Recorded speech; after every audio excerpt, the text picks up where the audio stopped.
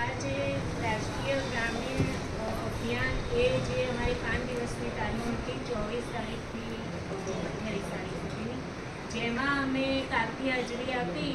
આ 2 દિવસમાં અમને આ તાલીમમાં ઘણું બધું શીખવા મળ્યું. ધારો કે સ્વચ્છતા વિશે, ગામમાં કેવી રીતે સ્વચ્છતા રાખવી અને સ્વચ્છતા માટે પબ્લિકને જાગૃત કરવા આંગણવાડી બહેનોએ, તલાટી સાહેબે કે સરપંચ સાહેબે કયા પગલાં લેવા, શું કરવું, તેમજ પાણી બાબતે પણ કઈ રીતે એમ કે પાણીનું નિકાલ કરવો એ વિશે અમને સમજાયું. તેમજ હરિયાળી વિશે, એટલે કે ગામમાં વૃક્ષો વાવવા, જેના કારણે એમ કે